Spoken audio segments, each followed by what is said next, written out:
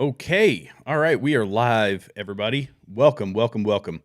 We've already got some folks coming on, but as you come aboard this evening's live stream, I want to remind everybody to make sure, if you haven't done so, hit that subscribe button, hit the like button, hit the notification bell, leave comments. I was getting comments last night, and I started just kind of randomly going out and answering them. I'm going to come to a certain point in the show where I'll stop and I'll start answering some questions. So you all throw them down in the comment section. Anything you want to talk about, discuss, all that stuff. But I do have a bit of a disclaimer, and it's really a follow-up from yesterday, from the live stream yesterday. We had quite a few folks on, and it's when are the MLK files going to be released? So Donald Trump signed the executive order saying, okay, I'm going to release the JFK files and the RFK and MLK files from Thursday. So from the signing of the executive order, they have 15 days to release the JFK files. So that's going to be 2 weeks from today.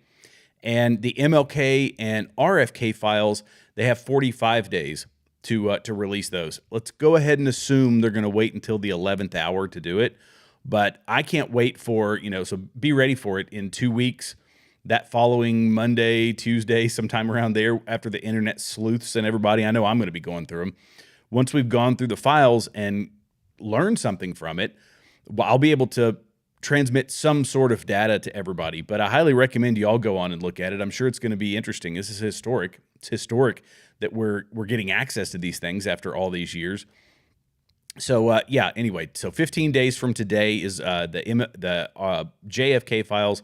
In 45 days from yesterday, so 44 days from today, the RFK and MLK files are going to be released. So I'm going to start by saying I'm very amped up about Donald Trump and just the energy that he's bringing to the White House, back to the White House after all these years of just, a president, a POTUS with a lack of a pulse, who wasn't talking to the media, this shutdown operation that they had.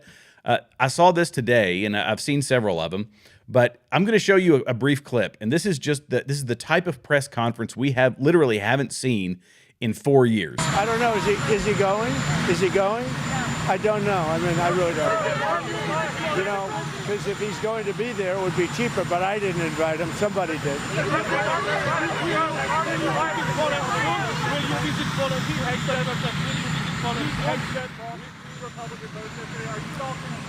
Just the impromptu. Look, whatever it is, he's a good man. I don't know what's going to happen. Impromptu press conferences. Things, let me know down in the comments. Did you guys miss this? I hope he makes it. I hope he makes it. Did you guys miss these impromptu press conferences? And let's not forget the fact that Melania Trump, I mean, the lady is such an absolute class act. She is such a classy woman. I mean, she's right up there with Jackie O, and yet she got shut down by Vogue and all the other, big magazines and all that stuff the first time around. Let's see if she'll get her Vogue cover like Jill Biden and all the other folks did. But no, just the impromptu. That's the thing. It's these impromptu press conferences out on the lawn of the White House, something that we haven't seen in 4 years. And if they were short, brief, never really answered any questions. And the other thing that I was excited to see was Trump going after CNN again. Because obviously that's not a love-hate relationship. It's just a contentious relationship. But check out this one. This one was posted by Community Notes and Violations, which, by the way, if you don't follow Community Notes on X, you absolutely have to. Check this out. This is fantastic. Not terrible. I hope he's okay. And I think it was a fake report done by CNN. So can I ask you a question? What do you have? Go ahead. No, that's enough. Go ahead. Can I ask? But that wasn't my question. The problem is you don't write the truth. So. Oh, wait. This is an old one. I just realized that. How stupid of me. That was an old clip. Why in the world did I just post that? Oh, my goodness gracious. Well, we miss some every now and then. I missed that one. Gracious sakes alive. Yeah, that was during the coronavirus. But we're going to have more press conferences like that. Honestly, Trump's been on the road so much lately that he's probably not going to be in the White House press room for a while. But it was nice. It's nice to see. And once that comes back, once we get that again, it's going to be fantastic. So the headline for tonight, the one that I really, really want to talk about, is Trump cutting the red tape in Western North Carolina. We're going to watch his video here in a minute, but this is stupendous, everybody. This is how the government is supposed to be used, or how the president could be used. It hasn't been recently, but getting the government out of the way, Reagan used to talk about this all the time. And our founding fathers talked about this back in the day, is that government is not the solution. Government is the problem. That's why they gave us a constitution that the Constitution isn't granting us our rights. The Constitution is limiting the power of the federal government. And Trump says, just get it done. He slashes all red tape to rebuild North Carolina. So this is from the Post-Millennial, and President Donald Trump announced that he will be issuing an executive order that will cut all the red tape and regulations in North Carolina in order to, quote, ensure the rapid reconstruction of the roads in North Carolina that suffered damage from Hurricane Helene. Speaking to the press in North Carolina on Friday, Trump said that the federal government will be surging housing solutions to the state that go beyond mere temporary hotel stays. We'll marshal all available resources that bring back potable water and make your water infrastructure dramatically more reliable very quickly. He also said today, I'll be signing an executive order slashing all red tape and bureaucratic barriers and permits to ensure the rapid reconstruction of the roads here in Western North Carolina. We're going to go through a permitting process that's called no permitting. Just get it done. That's the way they built them many years ago. I guarantee you that. And yeah, this is it. This is what we want our president to do. Well, this is part of the mandate, was getting the federal government out of the way. In Western North Carolina, it's been, we're coming up on 4 months, and Donald Trump is addressing the problem in a very profound way 4 days into his presidency, and we're 4 months after that, after the actual hurricane, and Joe Biden had done barely anything. Now, I am going to give a quick disclaimer or a caveat to all of this. Western North Carolina is hurting more than just the roads and things like that. There are areas that have been rebuilt that are functioning fully, and Asheville, North Carolina is one of those places. And I've spoken to people in Asheville because it's not too far from where I am. I'm in East Tennessee.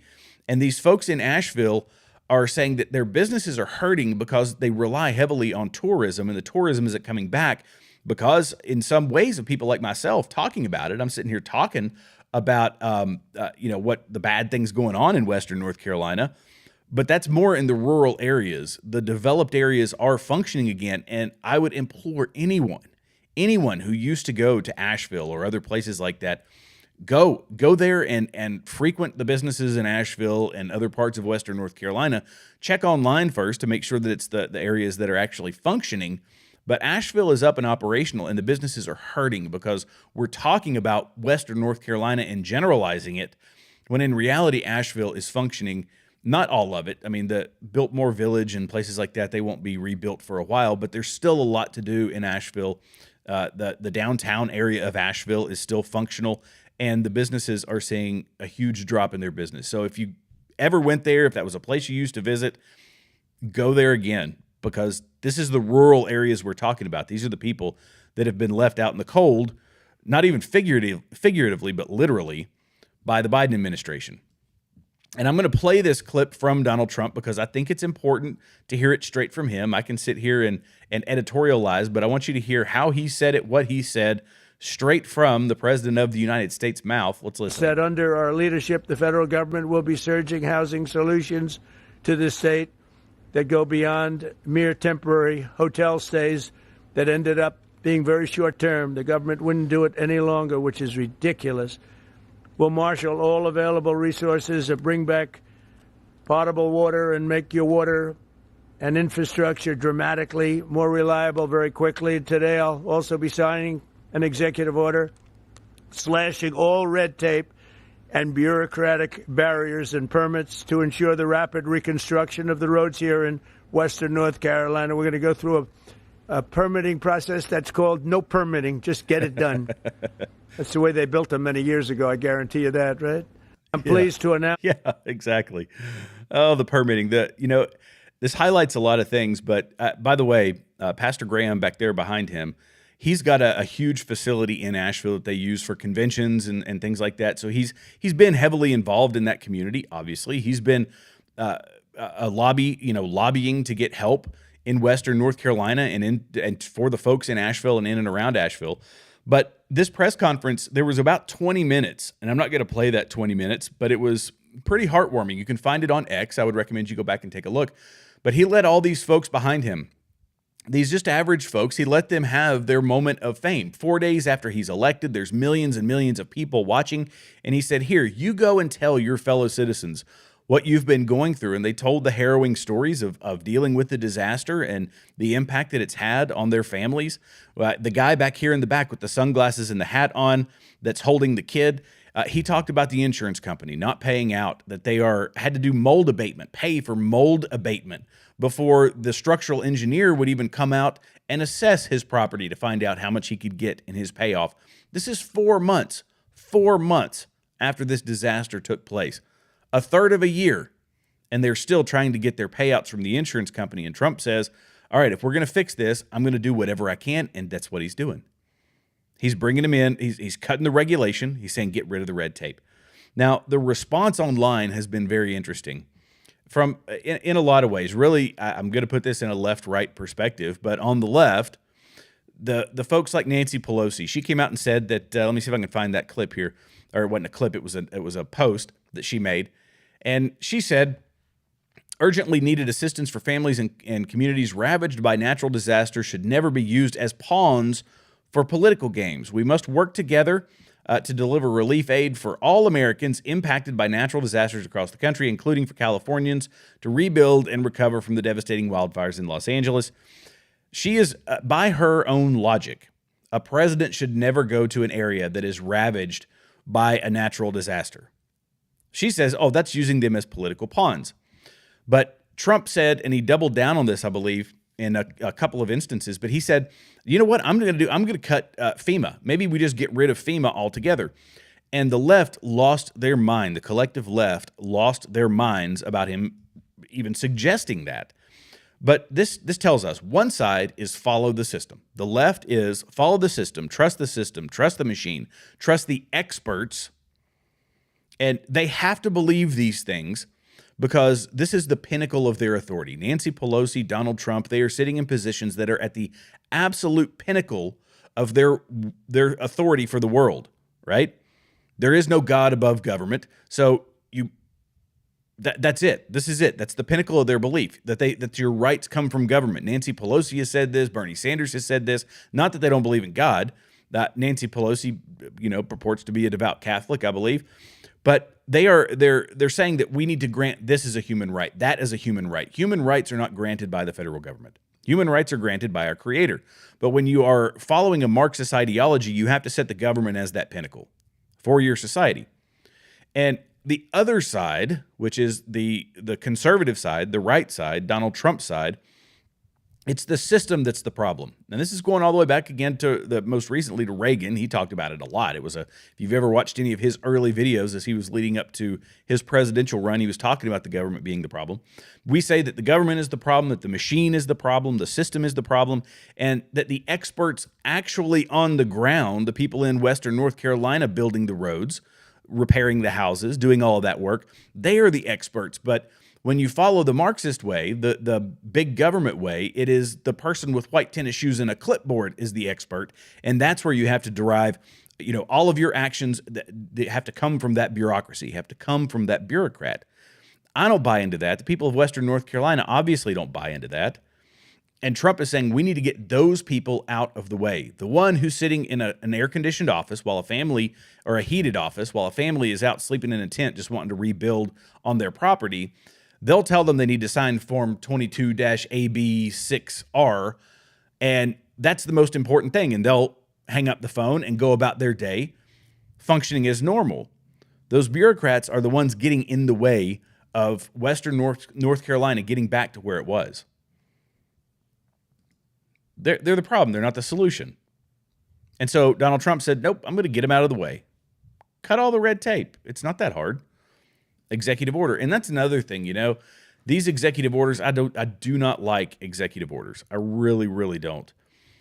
But the executive orders that he is implementing are not the ones that they're not directed towards us necessarily. They're directed towards the deep state. They're directed towards this machine, this very machine, disrupting this machine, getting this machine out of the way and undoing things that Joe Biden had done that were not in our best interest, but were in the best interest of keeping the machine humming. So I'm okay when executive orders, it's almost like you gotta, it's the fighting fire with fire sort of thing. If Donald Trump starts dictating to us in executive orders, not, and moves away from the, the federal, limiting the federal government via executive order, then yeah, I'm going to have a problem with that. But as long as he keeps doing it the way he's doing it, I have zero problem with that type of executive order. Zero problem.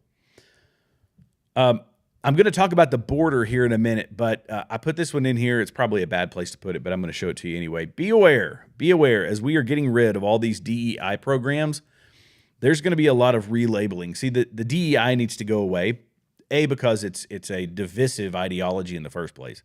This woke stuff is entirely divisive. And so it has no place in the federal government. Get it out. We run on a merit-based system. That's how it should operate. And yet they aren't going to want to get rid of these people, because when you start losing people, you're getting rid of entire departments. Now you're talking about budget cutting. There's going to be a strong antibody reaction to that sort of thing. But they're just going to start renaming people. And this woman, Lisa T. Boykin, was the chief diversity officer on January 21st, 2025, and she was a senior executive on January 22nd, 2025. They may have gotten rid of the title, but they didn't get rid of the person. And if her qualifications were that of a educated person, a person who went to a college and got some diversity degree or gender studies degree or something, equally useless, then those people are still sitting in the federal government. They're just changing the title. So be aware of that. I will be aware of that. And as I see it, I will bring it up to you guys. But it is true. A lot of these federal agencies are shutting down the entire DEI program. And folks are freaking out about it. They really are. They are absolutely freaking out about it because, again, this is like an attack on their religion. DEI wokeism is like a religion to them. And this woman is wildly upset about it. She was supposedly here. I'll just let you listen to it. This was from Mr. Guns and Gear. Okay. So today I was supposed to be leading a training about environmental justice for a national agency, but it was canceled an hour before it started.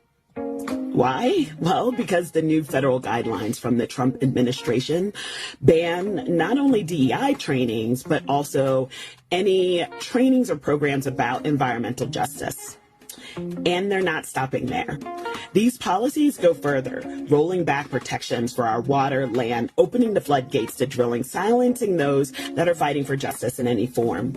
And to make matters worse, they're demanding a list of contractors like me who provide DEI and environmental justice trainings. And to be honest, it's terrifying. Well, because you're going to lose your job. I mean, let's be honest. If you're a gender studies or an environmental justice person, these are coded. This is all coded language. I think we all know that by now, but this is coded language for DEI and wokeism, for the religion of wokeism, right? Yeah, it's like going when you get a gender studies degree, it's like going to seminary for wokeism. And I would also make another comparison and say that this is part of the woke virus that it's going to be a really tough one to kick. It's not just going to end, Donald Trump said it, but these agencies, we saw the OMG, the O'Keefe Media Group, did an undercover video of a guy who said, when RFK Jr. gets sworn in, we are going to do what we can to undermine him. Maybe we don't give him all the information. That's the deep state, right? That's the deep state acting out and trying to preserve itself. But this wokeism is like a virus. It's a hard one to kick. I consider it, I thought about this today. I was like, it's like woke herpes. It just doesn't go away, which is, by the way, there's a joke between me and my wife. I call glitter holiday herpes, that it just, you open that envelope in the middle of your den and glitter spills out all over your floor. And 5 years later, you vacuum up or you're vacuuming and you see a piece of glitter. That's what wokeism is inside of our federal government. Once it got in, it's going to be really hard to get it out. But as I said before, this is like a religion. It's a religion of division. And we have to do what we can to call it out of the system. And this lady should have, let's be honest, she should have gotten a more useful degree than gender studies or whatever her degree happened to be. She'd have been better off with underwater basket weaving. something equally as useful. So, all right, let's go ahead and I'm going to cut to the next topic here. But we'll keep an eye on this DEI stuff. I love seeing it go away. It's pretty glorious. As you folks come on, be sure to hit me up in the comments if you have any questions. If you have anything you want me to talk about, be sure to let me know. And, I didn't have my comments up on Rumble. If you were watching on Rumble, go ahead and hit me in the comments as well. So I'm just coming on board over here on Rumble. So, all right, the southern border. Wow, we're getting some pretty great imagery from the southern border. Border encounters drop as deportation flights on jumbo jets begin.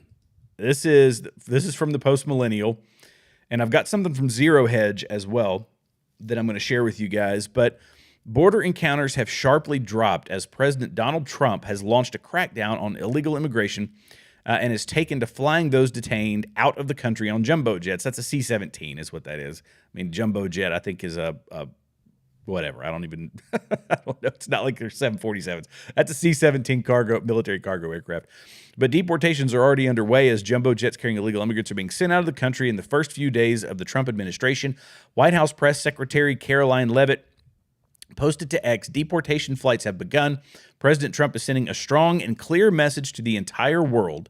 If you illegally enter the United States of America, you will face severe consequences. The numbers at the southern border have sharply dropped since Trump took office, per Fox News, citing multiple Department of Homeland Security sources. The outlet reported that the number of border encounters in the first few days of Trump's administration had been 35% lower than the number of encounters that occurred in the last 3 days of former President Joe Biden's term. It was reported by Zero Hedge that 2 C-17s as well as 2 C-130s, which is a much lower personnel capacity, but they were being pre-positioned to conduct deportation flights for detained illegal immigrants on Thursday. So this is what he told us he was going to do. We were going to get him out of here, and we were going to get him out of here fast as we possibly can. And again, Donald Trump is following through. Now, there are some reports, and this came from Zero Hedge, not the report, but Zero Hedge reported, so a lot of folks were saying this was going to be going to Mexico. Those flights were going to be going to Mexico. New flight data shows that Guatemala received Trump's first jumbo jet load of illegals. I have seen this on the internet. This is not confirmed, but I'm going to give it to you anyway, just so you are aware that Mexico may have been rejecting these flights. So they were supposed to go into Mexico. Mexico said, no, you can't bring them here, and they wound up going to Guatemala. I don't know if that is entirely accurate, but just know that this is a contentious thing. We're 4 days into the Trump presidency, and he's already shipping hundreds of people out on a daily basis. ICE has collected, Tom Homan was talking about it, they had collected a lot of folks. And I was on the Braver Than the Rest podcast, so if you haven't seen that one, I do it every Wednesday with those guys, Jeremy and Ben, and different Jeremy. There's 2 Jeremys and a Ben. And, you know, we were talking about it. We delved into it briefly, but nonetheless, this is going to be a contentious thing. This is happening fast. And so whether Mexico did or did not reject him, I have no idea. But we also talked about in that podcast, and I'm going to talk about it with you now, the prayer breakfast after the inauguration. I don't know if you guys saw this or not, but what does the left really think about the immigration problem? This pastor, I'm going to play the video from this pastor, this woke pastor. How she got in here, I don't know, but how she became the one preaching it. But let's listen to this. This is what they think of these folks. This is their priority right here. Listen. Let me make one final plea, Mr. President. Millions have put their trust in you. And as you told the nation yesterday, you have felt the providential hand of a loving God. Oh. In the name of our God, I ask you to have mercy upon the people in our country who are scared now. Oh. There are gay, lesbian, and transgender children in Democratic, Republican, and independent families. Look at J.D. Vance. He's looking at his wife, Usha, like, who fear for their lives. Are you kidding me? And the people who pick our crops and clean our office buildings, who labor in poultry farms and meat packing plants, who wash the dishes after we eat in restaurants and work the night shifts in hospitals, they may not be citizens or have the proper documentation, but the vast majority of immigrants are not criminals. Ah, here we go. What she is saying is, how dare you deport our indentured servants? That's what she's saying. But these are our indentured servants. These are the ones that pick our crops. Who's going to pick our crops? The blue-haired leftist wearing a dog collar is not going to go pick the crops, right? Who's going to pick our crops? Who's going to wash our dishes? Who's going to do all of these things for pennies on the dollar? I don't think she realizes what she's saying. But she's basically chastising Trump for getting rid of slave labor. And that's not an exaggeration. She went on and on and on. We did a lengthy conversation about this on Braver Than the Rest, so I highly recommend going to Braver Than the Rest and checking it out. But she's saying, how dare you get rid of our indentured servitude? And it's so clever to have a pastor go out and stump for slavery and servitude, indentured servitude.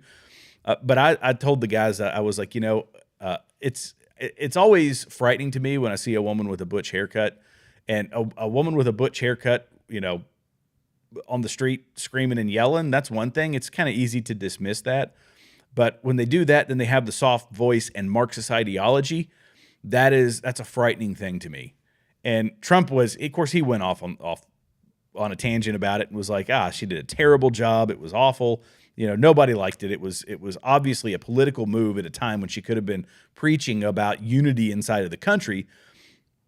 But she just the blatant call for preserving indentured servitude and slavery in America, I thought it was ridiculous. And Pastor Lorenzo Sewell came out, and he lambasted her for it. So I love this guy. If you didn't see him, his prayer at the Trump inauguration was fantastic, but listen to him. Worst preacher I have ever in my life heard.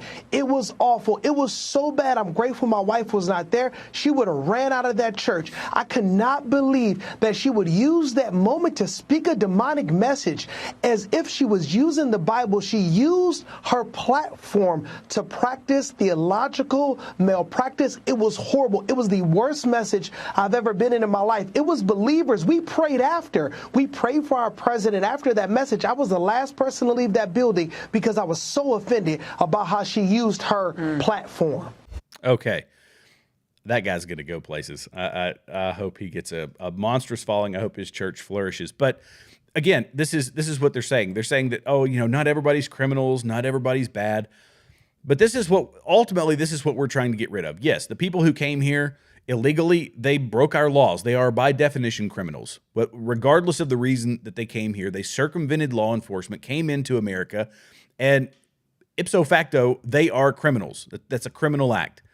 And then we have the actual criminals they're not the bleeding hearts and the women with their children and the orphans and all that stuff. We've got actual criminals that have come across, cartel members that have come across, murderers, rapists, all that good stuff. And so American hiker shot by suspected Mexican cartel while on U.S. soil. The U.S. Border Patrol El Centro sector said the victim was shot twice and robbed while hiking in the Jacumba wilderness in California. A hiker was brutally attacked by suspected cartel members while exploring a wilderness area near the U.S.-Mexico border in San Diego County, according to the U.S. Border Patrol El Centro sector.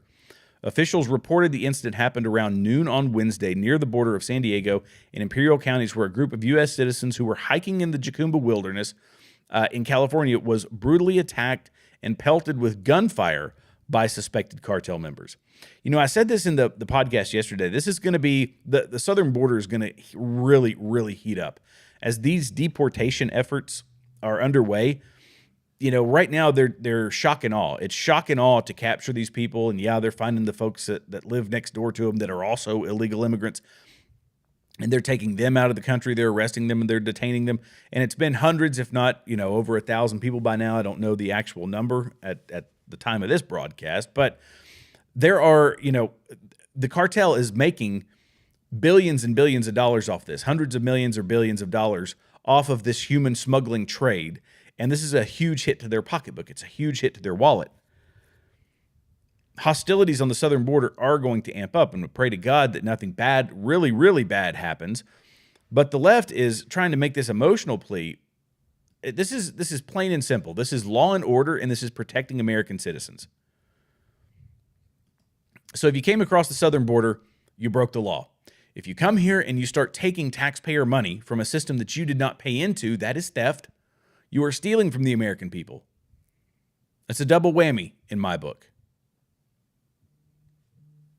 So I'm glad to see that these C-17s, I mean, it's only two C-17s and a couple of C-130s. I hope they have a whole Air National Guard wing or whatever they are down at the southern border, and they're just churning those flights out like crazy, taking them wherever they have to.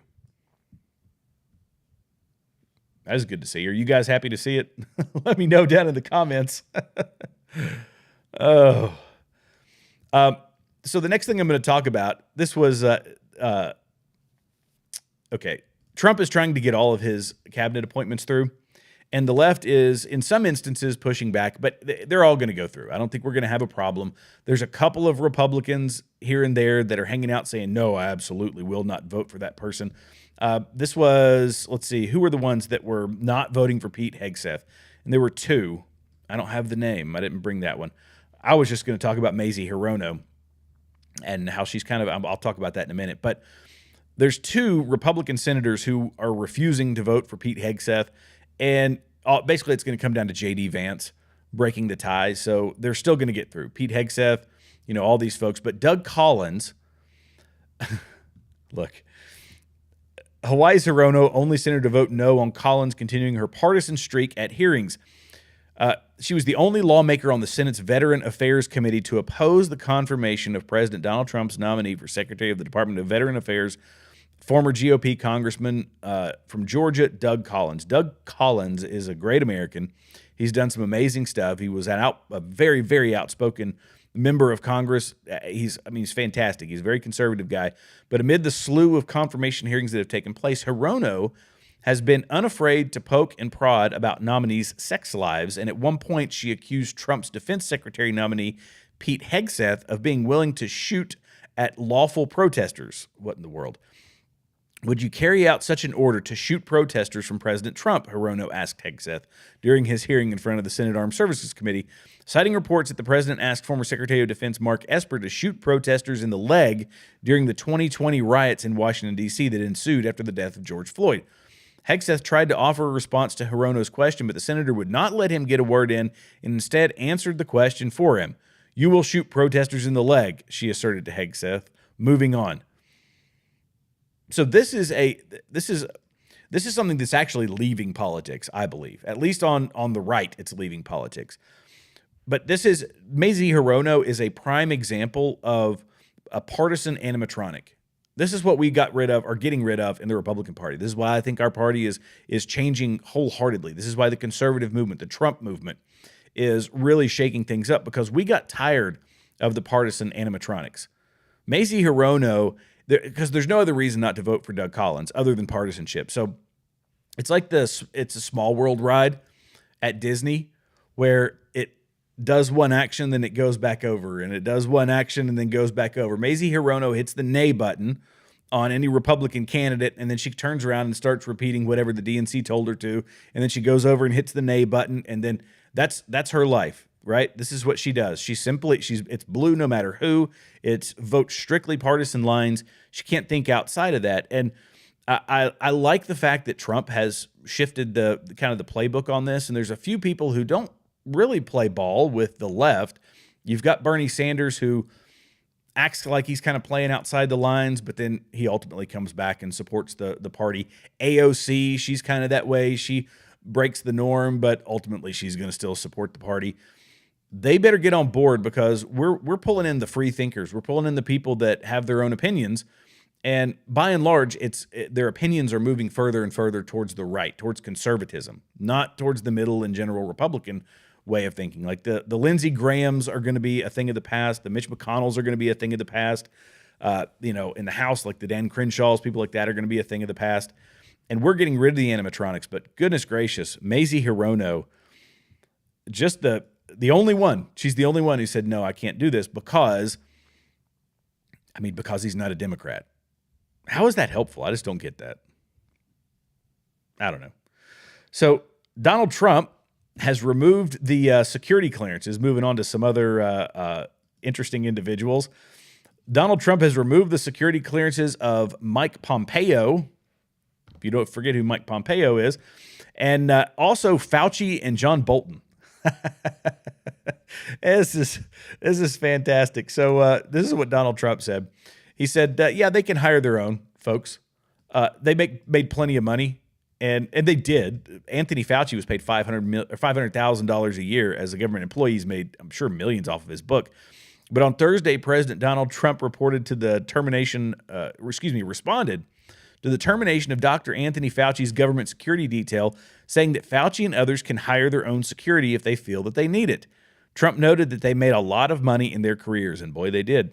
Reporters in Asheville, North Carolina, asked the president if he had any comment on Fauci losing his security detail, and he said, I think, when you work for the government, at some point your security detail comes off, and you can't have them forever. And we have spent $15 million on Fauci's security. $15 million. That's nuts. Tell me good gracious.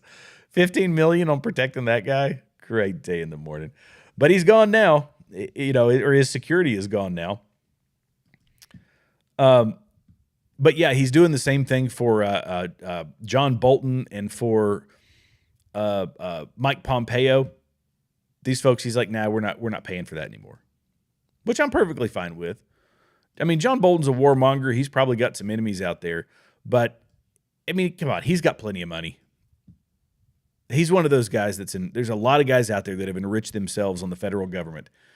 Take away their security. I have no problem with it. When you're worth millions, you can pay to have a bodyguard with you every now and then. What do you guys think? What are your thoughts on it? Let's see. I just closed my notes here. Let me see if I can pull this back up. Here we go. Oh, yeah, I just closed my notes. Okay, there we are. All right. Well, where to go? I'm going to close on yeah. Okay, no, I take that back. I'm not going to close just yet. I have two more things, and they both involve Margery Taylor Greene. So MTG, she came out and she said, here's my advice to all the former bureaucrats losing your security clearances and Secret Service details that cost the American people millions and millions, while you undermine our president and our country by serving foreign countries, foreign causes, and creating foreign wars, which she's obviously referencing Mike Pompeo and John Bolton. She said, I have had nonstop death threats from the time I entered public office, and multiple people have been convicted and gone to prison because they were serious about their threats to murder me. And I've never been given a Secret Service detail, even though my staff has asked repeatedly with good reasons to have one. Do what the rest of us do. Buy a gun and carry it with you. Train how to shoot it. Learn self-defense and stop your pathetic whining. Welcome to reality. Now you know how the rest of us feel. So it's true. These folks that have gotten into these higher positions, they're like, I'm important enough to need security. Fauci needs a $15 million security detail. No, you don't. No, you don't. We're done now. We don't need it anymore. And I've got one other one here. Let me see if I can find that clip because it was so great. It was Margery Taylor Greene talking to a reporter in the Capitol building. And what was that reporter focused on? January 6th. And her response, there's language in here, so I apologize if you don't like the language. You can earmuff, or if you got kids around, but I'm not going to censor this one because it was great. Check this out.